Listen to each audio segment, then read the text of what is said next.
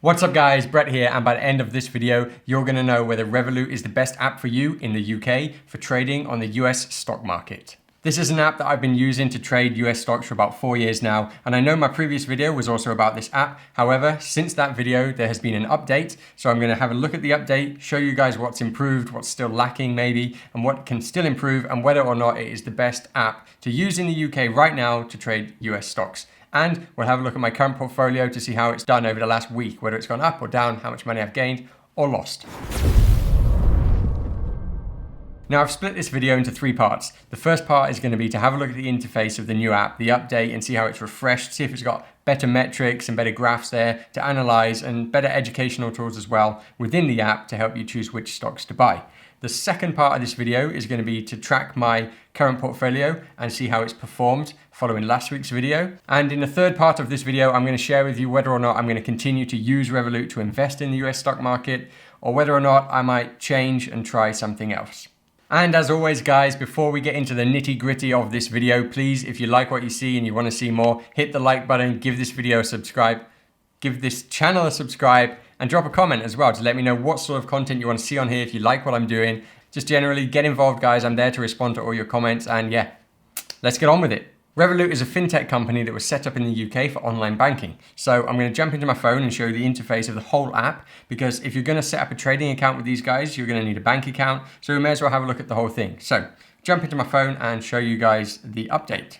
So when we first jump into the app now, you can see that the layout from last week's video is slightly changed. I like that down the bottom here, you've got a button to go straight into your wealth portfolio, which is how they categorize it now. And you've got your stocks, crypto, commodities, and all those different items within a wealth portfolio, which I like. That's a pretty cool update. On the home page here, it's pretty much the same. You just don't have a whole list of your transactions, unless I guess you click to see all and then you can see them. What else have we got? We've got linked accounts, which I don't have any, and junior accounts on the front page there, which I don't have any of those either, but that's pretty handy to have there, I suppose. So other than that, we've got our trading account, which we're going to have a look at shortly. We've still got payments, so there's a button there to make quick and easy payments, which is pretty handy. What's this? This screen is hidden to protect your personal information. Okay, so the section of the app that I just tried to go in there was actually all my card details, not something that I'm going to cover in this video, so let's move on. If I click on my initials here, it goes to my dashboard. You can see all the widgets. They're just previews and easy ways to jump into different sections of the app and what the company offers. But I'm going to jump back to my plan. It shows there what sort of subscriber I am. I'm a metal subscriber. It shows all my benefits, everyday benefits, insurance benefits you can see there, and travel benefits. But that's not what this video is about, so let's jump back into my wealth portfolio here and have a better look at the update in there. So I've got my stocks, my crypto, which I said in my last video, not something I know a lot about, not something I'm heavily invested in. And you can invest in commodities here as well. Again, not something I've done, so let's jump back to stocks. So the invest button there is to choose which stock you want to invest in. And these were previously listed in alphabetical order. I have no idea why they've changed that now. It doesn't seem to make too much sense. But anyway, that's what they've done. There's an add money button there that you can click on to add money to your account very easily. There's a favorite button up here on the right hand corner, which isn't working, but usually does. Anyway, let's scroll down then. These are just my individual investments. So if we jump into Berkshire Hathaway, for example, you can see that the menus change slightly. This is just sort of an interface thing. I don't think it makes it any easier or better or harder to navigate. It's just different.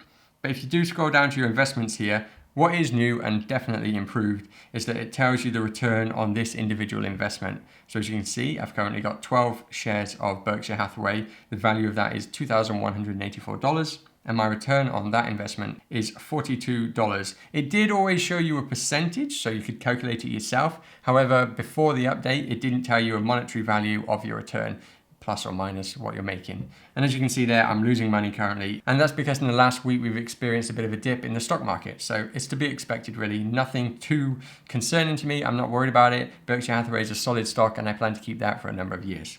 So they're basically the main updates to the app that I wanted to talk about. I don't want to go over everything that I discussed with you guys last week. Now, before we move on to look at the individual pros and cons, which we're going to look at in more detail of this update, let me know if this video makes sense to you guys. And if it does, give me a yes in the comments. Just drop a comment, say yes, and let me know if it makes sense. Now, just quickly actually, and before we get into it, I'm going to jump onto my laptop and share my screen with you to go through some of the benefits of having a Revolut account. I didn't discuss this in my video last week, so I thought it'd be beneficial to show you guys the other benefits of having an account with these guys if you're going to set one up to do trading. So just quickly, let's have a look on the laptop screen. So you can earn up to 1% cash back in any currency, including crypto, when you spend any money on this account. If you're outside of Europe, it's 1%. If you're inside of Europe, it's 0.1%, as you can see right there.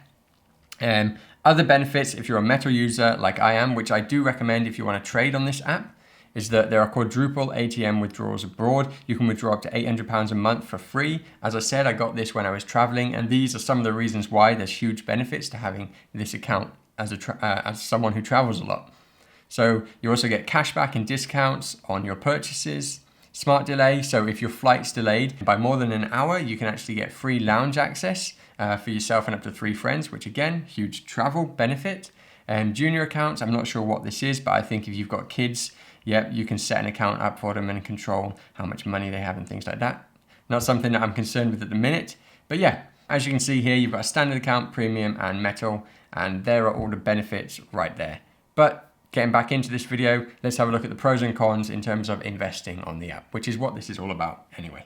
For anyone new here, you can check out this video for an in-depth analysis of the pros and cons of this app. However, today we're just going to be looking at the pros and cons of the update. So I'm not going to cover as much as I did in that video, but go check it out if you're interested, if you're new here. Otherwise, let's continue to look at the updates. So my favorite features of this app, which are still available, are that you can trade fractional shares. So you don't need to have hundreds or thousands of dollars or pounds to get involved in investing using this app. You can invest as little as £1. Now, depending on what plan you have, you can still trade for free on this app, which is awesome. Actually, you can trade for free with all of their plans, but some allow you to trade more. You can do more day trades with some accounts than others. I haven't noticed a change with this update in terms of how quickly your trades go through. And as I said in my previous video, trades do go through almost instant. It's only the first half an hour of when the market's open that previously I did encounter some issues. But as I said on this app, I haven't noticed a difference. That first half an hour is still a bit sketchy, but other than that, trades go through almost instant. So still super good on that front. Lastly, this update has provided a better investment layout within the app. So if you click on the button down here, which is your investment button, basically, you go into a portfolio where it shows all of your wealth options. So you've got stocks, crypto, and commodities all in one place. And yeah, I'd say that's definitely a pro of this update and something that I want to share with you guys. Now let's jump over to the cons of this update and see what it hasn't quite improved on as much as I'd have liked it to. Let's jump into that.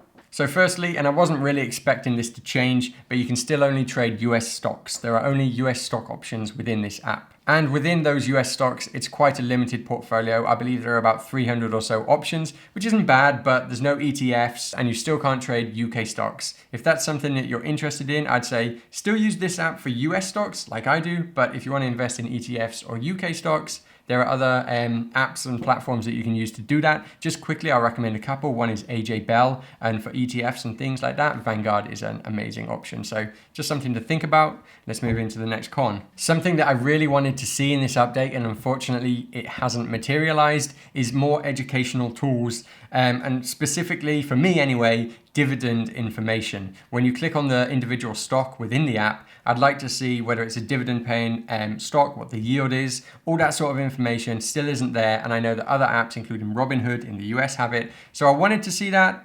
They haven't done it. So I've got to put that down as a con to this update, unfortunately. As I mentioned before, there's no overall portfolio tracking data or graph. It only shows you the performance of the stocks that you currently have in the market invested, not since you invested cash and you've made trades and sold trades and potentially made or lost money on them. Overall, it doesn't show that performance, which I think would be really nice to see. Everyone wants to track how they've done since day one, not something this app does. And yeah, another negative. Now, I already mentioned in one of my other points that during the first 30 minutes of the market opening, this app struggles to make trades. And something that I experienced before, and I still do experience, is that I sometimes can't even open individual stocks to see how they're performing. So in the first 30 minutes of using this app, when the market opens, which in the UK is at 2 o'clock, sometimes I just have to close the app, wait until 3 o'clock, and then get into it because it doesn't work, and it still doesn't with the update. So was the update worth it? Have they improved their interface for the people who are trading on Revolut?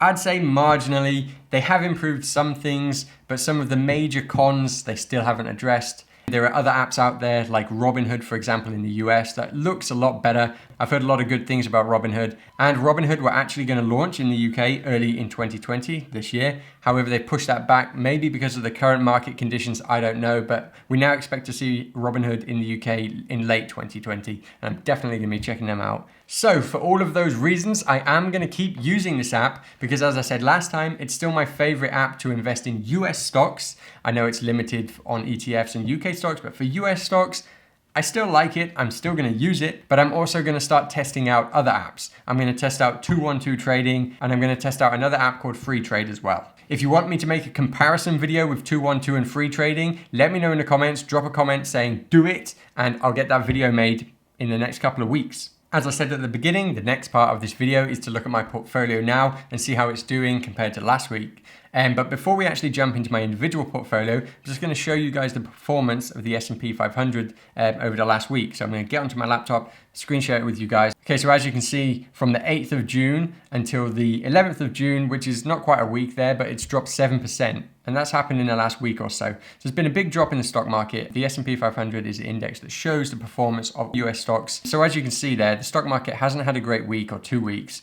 Up before that, it had grown about 10% over a month, and obviously dropped 7% in a couple of days or in a week. So let's have a look at how my individual stocks, my portfolio has performed in comparison to this 7% drop. Okay, so I'm back in my wealth portfolio section of the app here, and let's have a look at my stocks. Over the last couple of weeks, I have actually been selling more than I've been buying. In fact, I've hardly bought anything.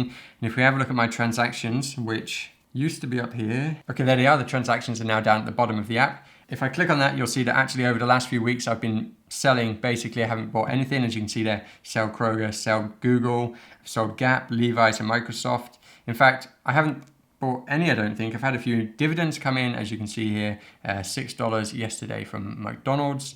But other than that, yeah, I've been basically selling. As you can see, I've got 9,700 cash in my account at the minute, which means I've got about 7.5, 8 grand currently invested in the market. When I made my video last week, my portfolio value was about 18,000, slightly over that, and now it sits at 17,650. So I have lost about $350, which is obviously nowhere near 7%. It's more like 3%, which I'm not too concerned about considering the drop of 7% that we have seen.